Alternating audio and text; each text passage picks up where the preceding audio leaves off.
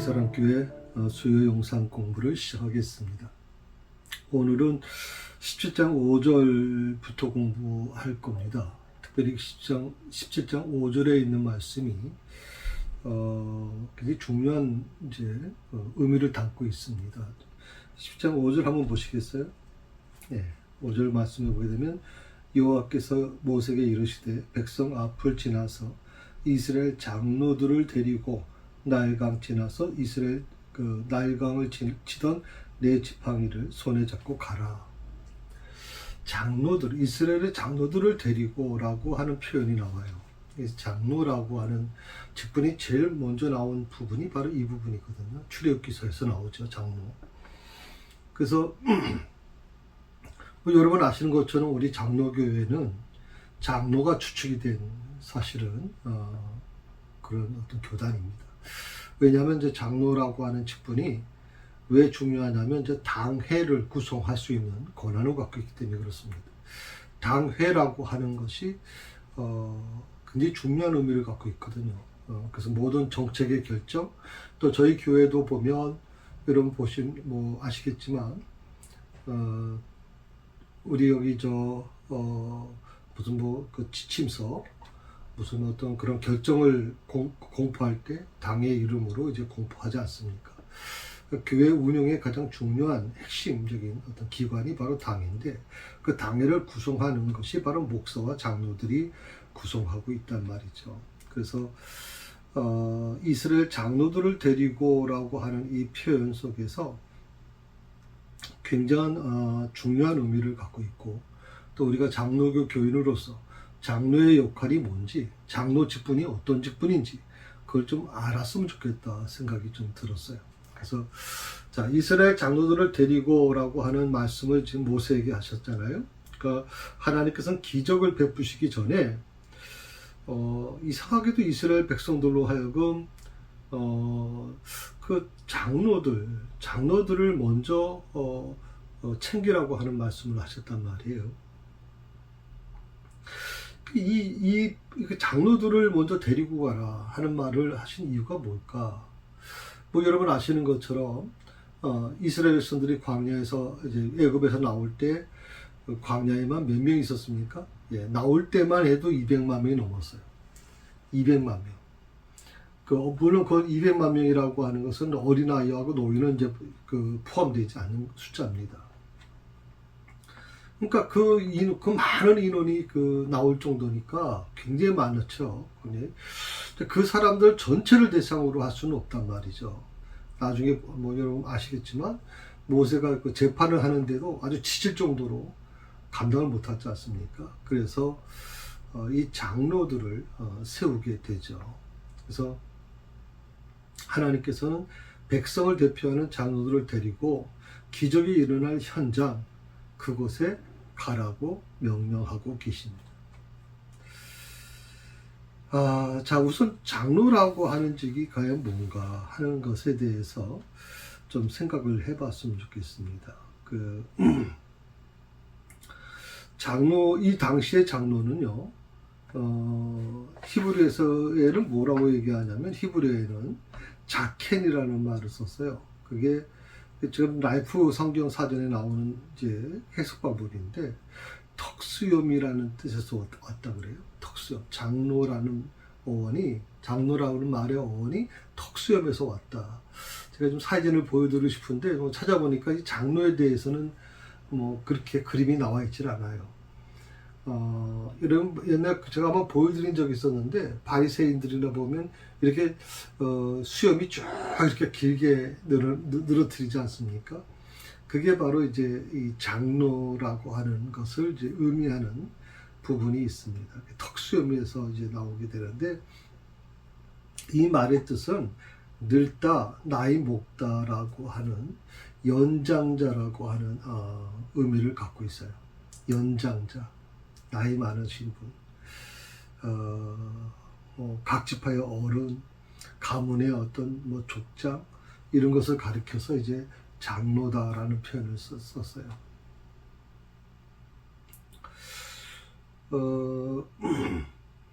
그러니까 사실 히브리어에서 그 자켄이라고 하는 말이 가장 근접할 수 있죠. 뭐 헬라어에도 물론 그 나옵니다. 이제 프레스비테로스라고 하는 말을 썼는데 이 말이 뭐냐면 나이 많은 사람이라고 하는 뜻이거든요. 그러니까 나이 많은 사람, 연장자라는 뜻을 갖고 있어요. 신약 시대의 헬라어에서도. 그래서 이제 이 말을 이제 신약 시대에는 교회 연장자를 가리켜 장로다, 신앙의 어른이다, 교회를 다스리고 교회를 양육하는 지도자다라고 하는 뜻을 이제 갖고 있는 겁니다. 이런 장로라고 하는 직분에 대한 부분이 좀 이해가 좀 되시죠?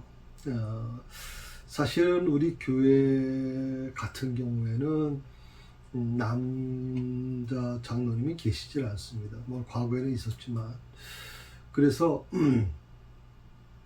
이번에는 두 분 다 여자 장로님이 되셨어요.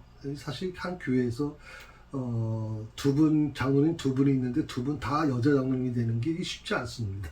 왜냐하면 제가 이런 말씀 드려도 될지 모르겠지만 사실은 여성이 안 뽑아줍니다. 여성도들이 여성 장로님을 뽑아주지 않습니다. 번동제교도 단 한 분이 장로님이 한 번 나왔었는데 그렇게 한 분은 여성 장로님을 뽑아주십시오라고 그렇게 광고해도 장로님이 거의 안 나왔어요. 그러다 이제 한 분이 이번에 장로님이 되셨는데 그만큼 어렵습니다. 근데 두 분 다 장로님이 되셨다는 것은 우리 노에서도 놀랄 정도예요. 아무튼 이제 이분들이 권사 임직을 받고 나서 그 다음에 이제 장로가 되셨는데 사실 장로가 되는 과정이 그렇게 쉽지는 않았죠. 예. 권사 때하고 장로는 근본적으로 다르거든요. 근데 이제 권사에서 장로가 된 지 불과 뭐 한 2, 3년밖에 안 되다 보니까 교인들도 권사임으로 먼저 알고 또 권사적인 어떤 권사님들도 그냥 권사로만 알고 있는 거예요. 나이 어린 권사로만. 장로가 되면 장로로서의 어떤 그런 권한을 갖게 되고 또 교회 운영권을 갖고 운영에 대한 책임을 있기 때문에 굉장히 중요한데 이분들이 어떻게 장로님이 나이가 많은 분이라면 교인들도 이제 그걸 따를 텐데 젊으신 분이 장로님이 되셔가지고 그것도 여성분들이 돼가지고 하니까 이게 요즘 말로 하게 되면 잘 말이 먹히질 않는 거예요. 참 맨 처음에 두 분 장로님이 많이 힘들어하고 어려워하고 그런 일을 제가 봤어요. 또 우리 장로님 한 분은 또 권사에 또 재정까지 맡아가지고 그래서 저한테 아주 혼날 정도로 어떻게 장로님이 권사의 재정을 관여하느냐. 그래서 원래 장로님들은 그래서 권사의 회비도 안 냅니다. 여성교회 회비도 안 냅니다. 따로 이제 연합회 회비만 우리가 따로 냅니다. 그러니까 여러분 생각해 보시면 이거는 굉장히 좀 중요한 의미를 갖고 있습니다. 그것은 뭐냐면 장로라고 하는 직분은 때로는 굉장히 외로운 직분입니다. 목사가 굉장히 외롭죠. 왜냐하면 성도 안에 들어가기가 어렵습니다. 목사는. 목사가 조금 더 성도님들과 좀 친분을 좀 가깝게 지내기 위해서 좀 성도들 안에 깊이 들어가면 또 어떤 일이 일어나냐면 저희 교회에 있던 한 분이 안수 집사님이셨어요. 그분이 안수 집사님인가? 어떤 초창기에 계셨던 분인데 그분이 뭐라고 얘기하냐면 자기하고 어릴 때 같이 자랐던 친구가 이제 목사가 된 거예요. 자기 친구, 그 친구 목사님이 이제 여기 교회, 이쪽 청안리 지역에서 이제 개척을 하셨는데, 자기 교회 한번 오라고 그래서 한번 갔는데, 은혜가 안 되더래요. 왜냐면 그 목사 되기 전에 모습을 너무 많이 봤던 사람이다 보니까 도저히 은혜가 안 되더래요. 그래서 저보고 좀 교인들과 좀 멀리 계십시오, 목사님. 왜냐하면 목사님은 주일날 하나님의 말씀을 대언하시기 때문에 교인들 스스로가 상상하는 그런 일이 일어나면 안 됩니다. 목사님의 그 말씀 앞에 하나님의 말씀을 대언하는 자로서 그런 부분에 있어서는 좀 신비한 부분이 존재할 필요가 있습니다라고 이 얘기를 좀 저한테 해줬어요. 참 저는 귀한 말씀이라고 생각을 합니다. 이 목사도 마찬가지지만 이제 장로님들이 이제 장로 직분을 이제 본격적으로 지금 벌써 장로 되신 지가 한 2년 되셨잖아요. 그러다 보니까 어떤 일이 일어나냐면 서서히 교인들하고 조금씩 거리가 생기기 시작해요. 예. 그 부분은 장로가 되는 순간 감당해야 될 부분이라고 저는 생각을 합니다. 왜냐하면 장로라고 하는 직분은 아까 요즘 말씀드렸지만 연장자다. 그리고 신앙의 어른이다. 교회를 다스리고 교회를 양육하는 지도자다라고 하는 이런 부분이 있어요. 마태복음 21장에도 나오고 뭐 디모데전서 5장에도 나옵니다. 굉장히 중요한 부분이거든요. 그러다 보니까 교인들하고 어울려서 뭐 친분을 쌓는 건 좋지만 그러다 보니까 권위가 약해집니다. 굉장히 권위가 약해질 수밖에 없어요. 그래서 그런 부분에 대한 것을 때문에 때로는 외로운 길을 가는 것이 굉장히 중요하다고 생각을 해요. 그래서 저는 누가 그래요. 좀 목사님이 그렇게 좀 교인들하고 좀 거리를 두고 사시는 게 좀 외롭지 않으십니까? 그렇게 말씀하신 분들이 있어요. 근데 저는 하나님이 그렇게 체질적으로 그렇게 저를 만드신 것 같아요. 그렇게 저는 외로움을 느껴보질 않았어요. 아마도. 제가 무슨 목사님들하고 그렇다고 뭐 가깝게 지내는 것도 아니고, 그런데, 오히려 저는 그런 부분에 있어서는, 목사로서는 좀 교인들하고 좀 거리를 두는 게 바람직하다고 저는 생각을 하고 있거든요. 그런데 여기서 한 가지 중요한 부분이 뭐냐면, 많은 성도들이요,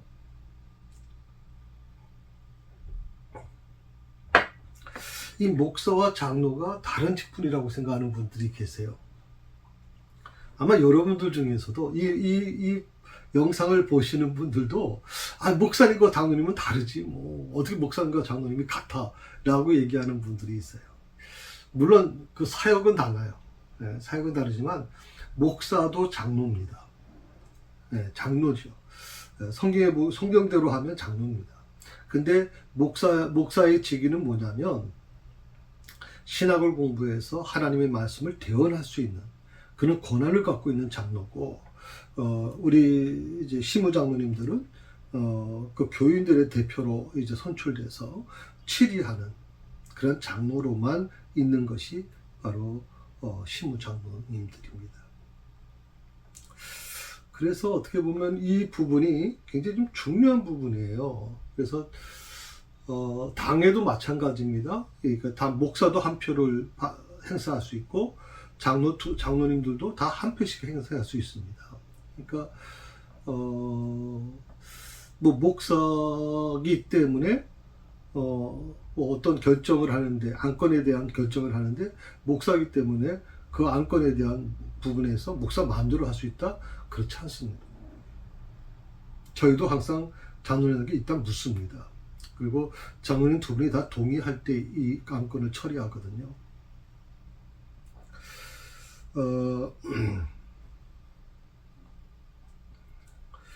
그 치리장로라고 하는 지금 우리가 알고 있는 것처럼 교회에서 장로님의 직무에 대해서 좀 너무 교인들이 모릅니다. 어떤 장로님들 스스로도 모르는 경우가 대부분입니다. 아마 한국교회 장로님들 중에서 대부분 장로님들이 잘 모를 겁니다. 그게 뭐냐면 장로님들의 직무가 뭐냐, 성경에서 말하는 겁니다. 크게 한 세 가지, 네 가지 정도로 생각할 수 있어요. 첫 번째가 뭐냐면 신자의 생활을 영적으로 지도 감독한다. 신자들의 생활을 영적으로 지도 감독하는 것. 이것이 굉장히 중요한 의미를 갖고 있어요. 영적으로 지도하고 감독하는 역할을 해야 돼요, 장로는. 그렇기 때문에 장로님들이 성도들 속에 들어가서 그냥 다 농담하고 말장난하고 그것도 다른 사람이 얘기에 대해서 안 좋은 얘기하는 거에 그냥 맞장구 치고 이런 식으로 하면 안 된단 말이에요. 장로님들은 딱 그 선을 걷고 있어야 돼요. 왜? 영적으로 성도들을 지도 감독해야 될 책임이 있어요. 생활에 대한. 그러니까 어떻게 보면 굉장히 좀 문제가 일어날 것 같다. 저 사람이 어떤 집사님이 굉장히 좀 다른 어떤 성도님에 대해서 좀 이렇게 안 좋은 소문을 퍼뜨리고 있다. 그래서 그분 때문에 굉장히 상처받는 분들이 있다 하면 그분에 대한 부분을 당에다 보고를 하셔야 됩니다. 그러면 당회가 그 부분에 대해서 그분을 호출하든지 아니면 그 대표 되시는 장로님이 가셔서 교회 입장은 이겁니다라고 설명하는 겁니다. 굉장히 이건 중요한 부분이죠. 두 번째가 뭐냐면 장로의 역할 중에 두 번째는 병자를 문병하는 겁니다. 병자를 문병하는 거죠. 근데 이걸 별로 안 하는 겁니다. 장로님들이. 이걸 거의 안 하고 장로님들은 뭘 합니까? 맨날 회의하고 맨날 그냥 뭘 따지고 교회 운영하는 데만 신경을 씁니다. 정치하는 데만 신경 씁니다. 그건 여러분 장로가 할 일이 아니에요. 여러분. 장로는 오늘 말씀에서 첫 번째로 성도들의 생활을 영적으로 지도 감독해야 된다. 그 다음에 병자를 문병하는 거다. 아픈 사람을 찾아가서 그분을 위로하고 방문해 주는 겁니다. 그게 장로가 하는 일입니다. 근데 그 일을 다 요즘에 누구 한다 그럽니까? 목사님이 하는 거로 알아요. 목사님이. 교육자가 하는 거로 알아요. 근데 저희 교회는 참 정말 감사한 건 뭐냐면 우리 장로님들이 하나님께서 그렇게 태생적으로 만드신 것 같아요. 그렇게 지으신 것 같아요. 그럼 환우들을 정말 국률이 여겨요. 환우가 병원에 입원했다 그러면 제일 먼저 찾아가려고 그러고 또 본인 사비를 털어서 그렇게 음료수라도 가지고 과일이라도 가지고 이렇게 방문하려고 그러고 그 어려운 분이 있다 그러면 집으로도 찾아가고 야 정말 우리 장로님들 대단하신 분들입니다. 교육자들도 그렇게 못할 겁니다. 그게 정말 어떻게 보면 하나님이 주신 귀한 달란트라고 생각을 하고요. 그러니까 이 병자 문병하는 건 교육자만 하는 게 아닙니다. 예, 병자를 문병하는 것은 원래 장로님들이 하는 겁니다. 장로님들이. 이 기능을 잃어버렸기 때문에 그래서 어쩔 수 없이 이제 부교육자리 대신 신방하고 또 그런 경우가 지금 대부분이지 않습니까? 뭐가 잘못된 거죠. 한국교회가 잘못된 부분입니다. 세 번째가 뭐냐면 장로의 역할이 뭐냐면 가난한 자를 돌보는 것이고요. 그리고 나그네를 돌보는 겁니다. 가난한 자를 돌본다. 조금 전에 이제 병자를 문병한다 이렇게 얘기를 했는데 우리 최 장로님 같은 경우에도 이연송도 정말 세례받을 때까지 정말 헌신적으로 돌봤죠. 우리 그 조일용 집사님하고 안수 집사님하고 부부가 같이 가셔서 그분을 모시고 나와서 밖에 구경도 시켜주고 맛있는 식사도 대접해주고 다시 요양원으로 다시 보내드리고 사실 쉽지 않은 겁니다. 정말 어려운 거거든요. 근데 그 일을 기쁘게 감당하셨거든요. 또 코로나 시대에 어땠습니까? 예, 코로나 우리가 3년간 지내면서 코로나 걸리신 교인들 그때는 일주일 가까이를 다 이렇게 활동을 못했잖아요. 밖에 나오면 안 됐잖아요. 그래서 저희가 이제 코로나 걸리게 되면 이런 어떤 전골이나 이런 것을 파는 것을 포장해서 집에 갖다 드렸는데 우리 장로님들이 그 일을 많이 했습니다. 정말 장로님들이 그 일을 많이 해줬고요. 또 병자들이나 또 수술 환우들 정말 보이지 않게 정말 헌신했거든. 저는 혹시 이 방송 보시는 분들이 장로님들에게 좀 격려를 해주셨으면 좋겠어요. 여러분 이 세상 어떤 장로들도 그렇게 하는 분들이 많지 않습니다. 우리 교회 장로님들은 특별하신 분들이라고 생각을 해요. 저는 그게 원래 장로가 하는 일이에요. 그런데 교회가 일반 교회들이 일반 교회 장로님들이 잘못 생각하고 있는 거예요. 교회는 정치하라고 준 직분이 아니에요. 교회를 운영하라고만 준 직분이 아니에요. 정말 성도들을 가난하고 아파하는 성도들, 고통받고 있는 성도들, 시험받고 있는 성도들을 방문해서 그들을 위로하고 같이 울어줄 수 있는 이분이 장로예요, 여러분. 그래서 이스라엘 민족은 집안에 어떤 대소사가 있으면 다 장로들을 찾아가요. 지금 저 이스라엘 유대교만이 아니라 이슬람교도 보면 장로가 있어요. 맘이라고 하는 직분을 갖고 있는데, 보통 맘이라고 하는 게 무슨 우리 성직자다라고 하는 개념을 갖고 있지만 거의 장로 개념을 갖고 있거든요. 연장자의 개념을. 그래서 마을에서 대소사에 일어나는 사사건건 모든 것들을 다 그분한테 가서 자문을 받고 의논을 해요. 그러니까 그분의 지시를 받아서 또 처리해요. 이게 굉장히 중요한 의미입니다. 교회 장로님들이 바로 그런 일을 감당해 주실 때 아름다운 거라고 생각을 하죠. 근데 우리 한국 교회는 어떻습니까? 우리 처남도 본원제일교회 이제 수석 장로님이셨는데 65세 조기 은퇴했어요. 장로님들이 너무 나이가 많으면 교회에 덕이 안 된다 그래가지고 65세 은퇴를 했거든요.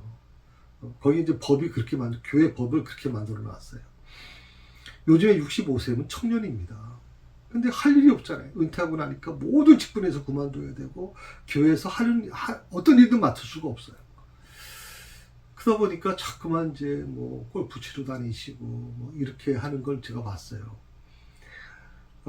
저는요, 조금 전에 말씀드린 것처럼 장로는 연장자입니다. 신앙의 어른이거든요. 그래서 연세가 70대, 80세가 돼도 그분이 갖고 있는 지혜가 있어요. 오랫동안 교회에서 섬기면서 오는 지혜가 있어요. 그걸 젊은 장로들한테 좀 이렇게 인수해줘야 되고, 가르쳐줘야 되고, 또 교인들이 그런 연장자 대신 좀 나이가 많으신 장로님들을 찾아가서 자문도 얻고, 이게 정상이어야 된다고 생각을 해요. 그런데 은퇴하고 나면 모든 직분에서 다 사임을 하시게 되니까 저는 이게 교회가 왜 그래야 되는지 너무 안타까워요. 굉장히 중요한 자원들이 사장돼 버리니까. 그건 뭐냐면 장로를 하나의 행정직으로 보기 때문에 그래요. 행정직으로. 좀 안타깝습니다. 자, 네 번째는 뭐냐면 교회의 질서 유지를 위해서 일하는 것. 교회의 질서 유지. 교회라는 데 여러 사람들이 모였잖아요. 환경도 다르고 지역도 다르고 학력도 다르고 또 살아온 환경도 다르고 성격도 다르고 다 다르잖아요. 그러다 보니까 이게 혹시라도 충돌이 일어날 수 있고 또 갈등이 일어날 수도 있어요. 그런 것들을 유지시켜주는, 어떻게 보면 어떤 행사를 하려고 그러면 어떤 기관끼리 서로 안 맞아가지고 서로 좀 트러블이 되고 갈등이 일어나고 서로 언쟁이 높았을 때 장로님들이 가서 그걸 풀어줘야 돼요. 이게 장로가 하는 역할이에요. 근데 요즘의 교회들을 보면 이게 다 교육자들이 한단 말이죠. 부교육자들이 다 감당하고 담임 목사가 다 감당해요. 그래서 저는 이게 좀 안타깝다는 생각이 듭니다. 목사는 오직 말씀을 준비하고 오직 영혼을 위해서 기도하고 오직 일을 위해서 비전을 위해서 준비하는 그런 어떤 사명을 감당해야 되는 것이고, 장로님들이 오히려 신방하고 장로님들이 오히려 환자 방문하고 장로님들이 오히려 가난한 자를 돌봐주고, 이것이 진정한 장로님이 해야 될 일이에요. 그리고 갈등이 일어났을 때 그걸 수습해서 평화롭게 만들어주는 역할. 교회 용어 사전에 나오는 장로의 직무를 보게 되면 크게 한 6가지가 있어요. 근데 그 내용이 계속 겹쳐 있는데, 첫째는 이제 목사와 협력해서 행정과 권징을 관리한다. 두 번째는 교회의 실용적인 관계. 그게 뭐냐면 이제 예배, 실용적인 것은 영적인 거죠. 영적인 관계가 이제 예배나 성례입니다. 그래서 이것을 살피고 또 기타 행사를 집행하는 거. 세 번째는 교인을 신방, 위로, 교훈하고 신앙을 지도하는 것. 지금 계속 말씀드린 게 이 세 번째 특별히 거기에 나와 있습니다. 네 번째는 특별히 그 말씀을 드린 것처럼 그 장로의 역할 중에 교인을 권면하고 회개하지 않은 자는 당에 보고하는 거. 교인을 권면하는 역할. 굉장히 중요한 부분이죠. 이거. 그래서 영적으로 지도 감독하는 역할이다. 이렇게 말씀을 드렸는데, 다섯 번째로 장로님이 하는 일은 교인의 신앙을 위해 기도하고 전도하는 거다. 전도하는 거. 장로님들이 전도를 잘 안 해요. 근데 저희 교회 참 계속 감사하는 말씀을 드리고 싶은 거는, 장로님들이 소속수금에서 전도합니다. 정말 감사하죠. 정말 최선을 다하려고 하는 그 모습들이 지금 뭐 결실이 있고 없고 문제가 아니라 그렇게 장로님들이 가장 중요한 부분에 앞장서고 있다는 게 너무 감사하다는 생각을 합니다. 여섯 번째로 목회에 필요한 제반 사항을 목사에게 알린다. 그래서 수시로 저한테 이제 보고를 합니다. 뭐 지금 4월, 5월 달 계획까지 좀 보고를 하고 있고, 그런 부분에서 같이 이제 의논해서 같이 이제 하게 되죠. 한국교회 장로의 문제점이 뭐냐 하는 것을 몇 가지만 좀 찾아봤는데, 첫째로 목사와 장로는 협력과 섬김이 아니라 반목과 갈등의 상징물로 인식한다는 거죠. 목사는 장로가 껄끄러운 곳이고 장로는 또 목사님이 껄끄러운 거예요. 그래가지고 이게 굉장히 심각해요. 지금 목사와 장로 간에. 제가 지난번에 한번 설교 때 말씀을 드렸죠. 제 친구 목사가 청주에서 굉장히 큰 교회 목사입니다. 거의 한 2,000명 넘죠. 2,000명이 넘어, 출석인은 2,000명이 넘는 교회인데, 그런 교회 담임 목사가 당회하고 나면 스트레스로 인해서 아주 이 특징세가 나와요. 특징세. 없던 특징세까지 나올 정도로. 사모님이 하는 말은 뭐냐면, 조기 은퇴하지 않으면 우리 남편 목사님이 오래 살 것 같지 않대요. 지금 너무 마음이 아파요. 너무 마음이 아파요. 그러니까 그 장로교가 설립된 주요 원인이 뭐냐면, 로마 카톨릭의 그 교황과 감독들의 그 종행 모습이죠. 그러니까 뭐 아나 부인이 모든 의사결정권을 종행적으로 하니까, 이것에 대해서 이제 장로교의 장점이 민주주의 체제를 담는 것, 회중의 대표를 뽑아서 그 회중의 대표와 함께 교회를 운영해 나가는 것, 이게 장로교의 가장 중요한 핵심 조직이거든요. 그러니까 목사가 혼자 결정하고 독단적인 교회 정치를 하지 못하도록 관리하고 감독하는 것도 물론 있어요. 장로가 하는 일 중에는. 이 부분이 제가 처음도 말씀드렸지만, 이 부분이 중요한 부분이긴 하지만, 또 한편으로 보게 되면 가장 중요한, 또 어떻게 보면 장로로서 하나의 섬김의 모습으로 돌아가서 교인들의 입장에서 아픔을 나누고, 그런 어떤 희생정신, 그런 이웃사랑 정신이 장로들에게 있어야 되지 않겠나 하는 생각을 좀 할 때가 많이 있습니다. 두 번째로, 한 번 장로는 영원한 장로라고 하는 생각을 하고 있어요. 그러니까 장로라고 하는 직이 이제 항존직이다라고 하기 때문에, 한 번 장로가 되면 70세까지는 무조건 장로 직분을 유지한다. 이게 그러다 보니까 어떻게 되냐면, 장로가 사회적으로 뭐 무리를 일으키고 윤리적으로 문제가 있어도 정년까지는 유지하는 것이 흔히 나타나는 현상이에요. 교회를 사임해도 장로는 장로다는 거예요. 그러다 보니까 어떤 문제가 있냐면, 교회 안에서 대접만 받으려고 그러죠. 장로님들이 섬기는 모습은 거의 사라지고 대접받으려고 그러고, 자신이 해야 될 임무와 역할을 하지 않고 게을리하는 경우가 대부분이라고 생각을 하죠.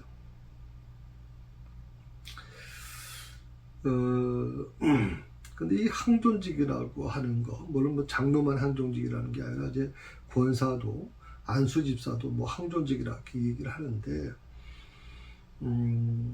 이 항존직이라는 것은요, 여러분 잘 기억하셔야 됩니다. 내가 이 교회에서 권사의 직분을 받았어요. 이 교회에서 내가 장로의 직분을 받았어요.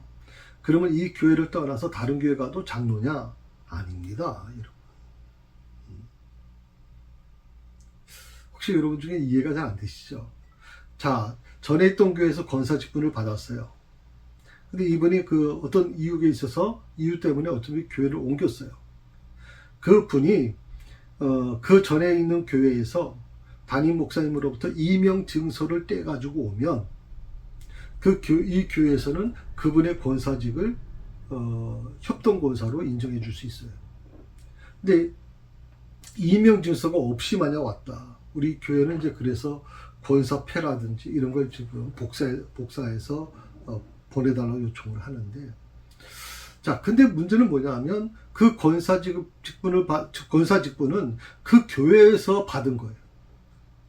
그러니까 그 교회에서만 권사예요. 다른 교회에 오면 권사가 아니에요.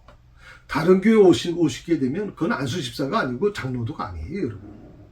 이걸 잘 몰라요, 지금. 항존직은 교회를 떠나서도 얼마든지 평생 한종직이라고 생각하는 분들이 있어요. 아니요.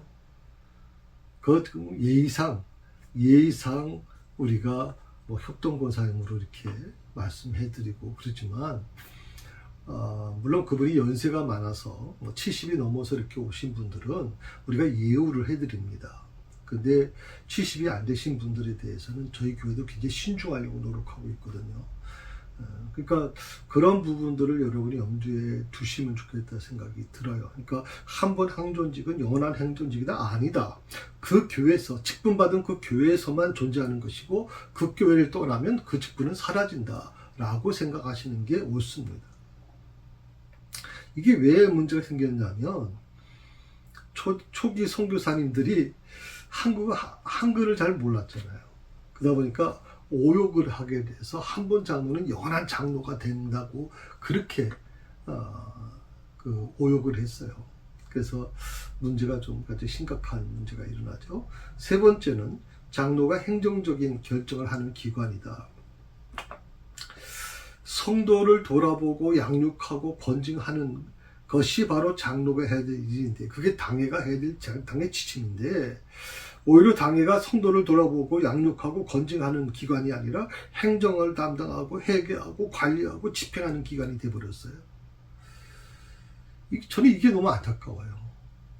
이게 너무 안타까워요.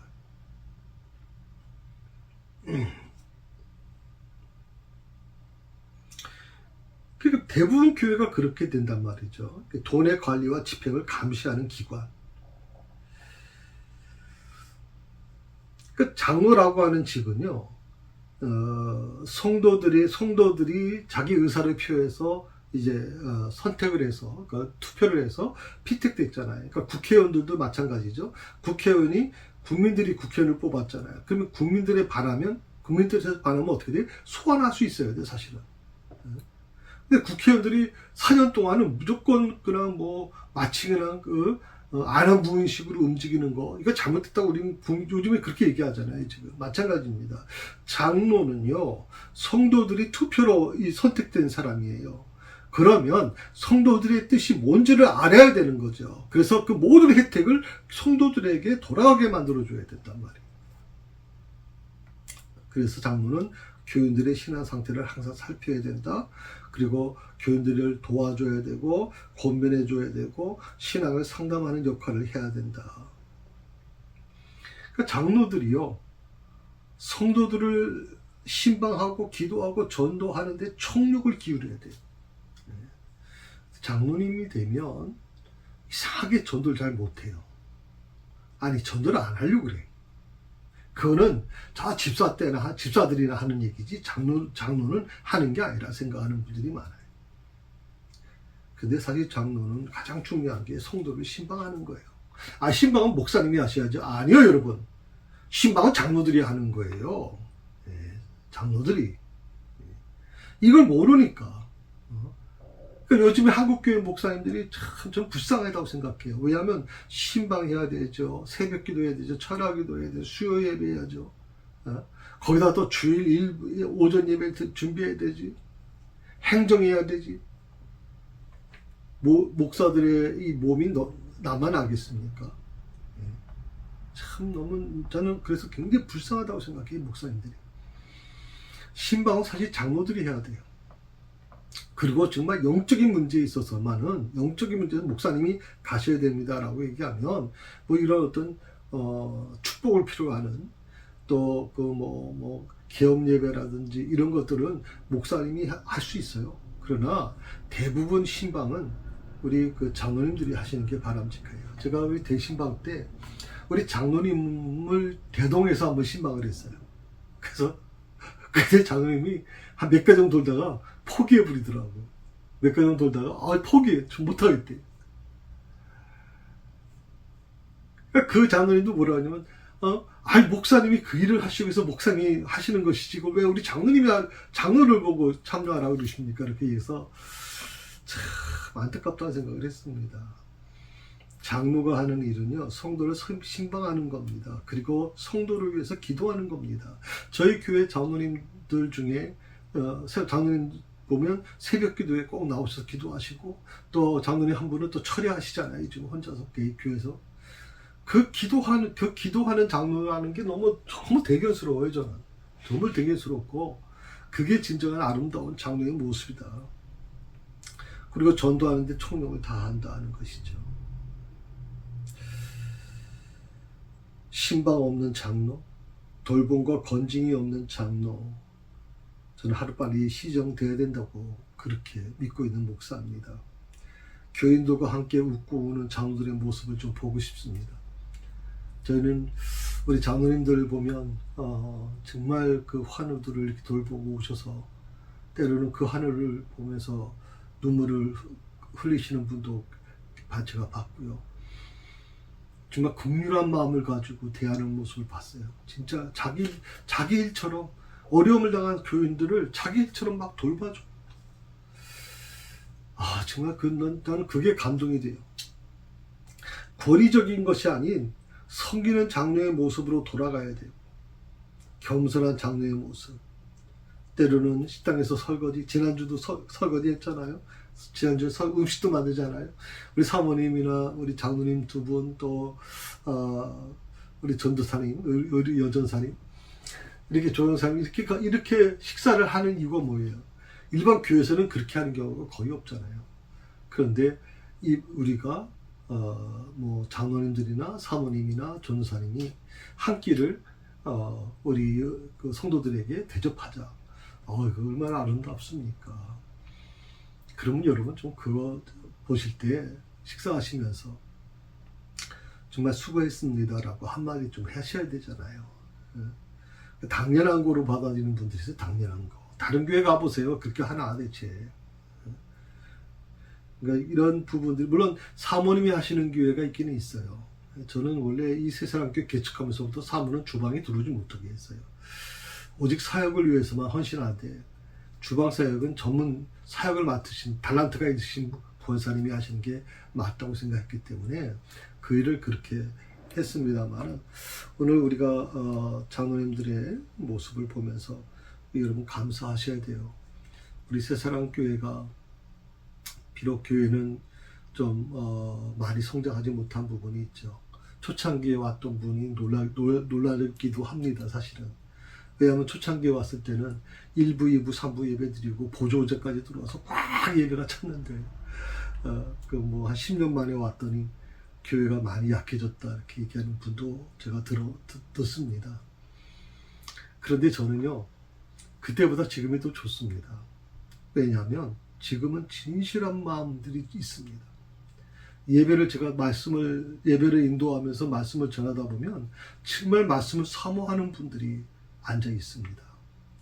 그 전에는요, 정말 목사가 한번 설교하고 나면 별의별 얘기가 다 돌고 내가 서울에서 얼마나 큰 교회 다녔는데 큰 교회 장로였고 큰 교회 권사였고 이런 얘기가 막 들려왔거든요.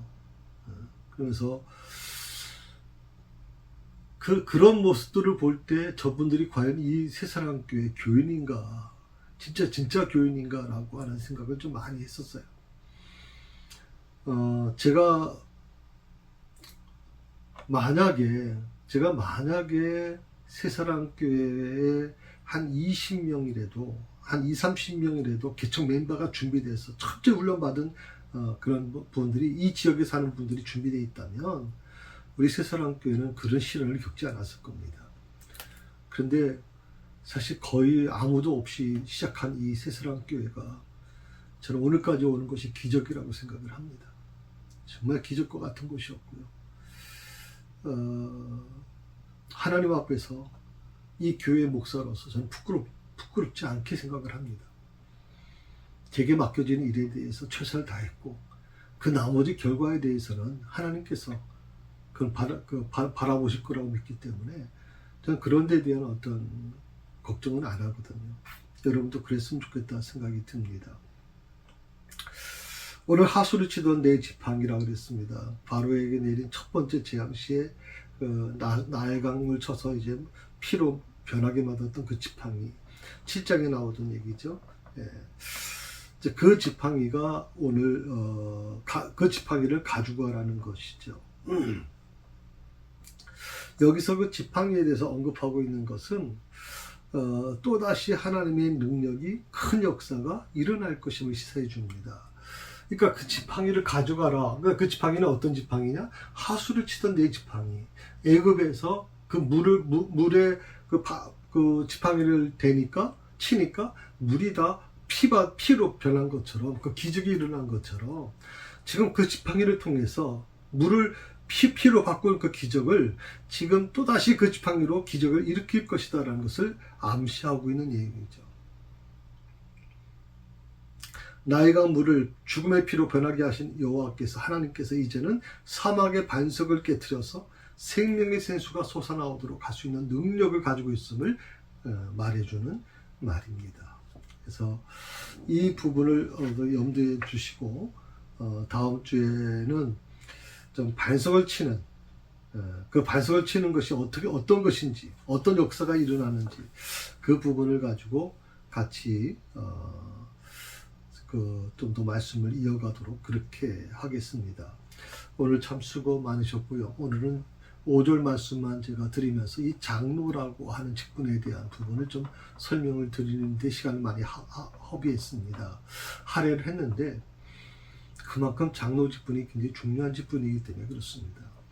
우리 새사랑교회 두 분 장로님이 잘 양육되어져서 정말 모범적인, 앞으로 세 번째, 네 번째 장로님 되신 분들은 이분들이 싸워왔던 모든 것들을 닮아가서 정말 새사랑교회 장로님 하면 정말 믿을만한 분이다, 정말 좋은 분들이다, 교회를 살리신 분들이라고 하는 아름다운 그런 말을 들을 수 있는 그런 장로님이 될 수 있기를 바랍니다. 기도하십시다. 오늘도 주신 말씀을 기억하며 이 말씀대로 하나님 저희가 실천해 나가길 원합니다. 특별히 우리 새사랑교회 두 분 장로님을, 정말 좋은 장로님을 허락해 주셔서 감사합니다. 아버지 하나님, 자기 몸을 때로는 녹여서 정말 부셔서 하나님이여 정말 성도들을 아끼는 모습들, 환우들을 하나님 돌보고 자기의 하나님 주머니에 물질을 털어서 정말 가난하고 어려운 사람을 도우려고 하는 모습들, 진정한 장로의 모습이라고 생각을 합니다. 아버지 하나님이여, 권위적인 장로의 모습이 아니라 철저히 섬기고 사랑으로 하나님이 나누려고 하는 그 장로님의 모습을 우리 하나님 축복해 주시고, 이 장로님을 통해서 더 많은 하나님의 역사가 일어날 수 있도록 도와주옵소서. 감사하며 예수님의 이름으로 기도드립니다. 아멘.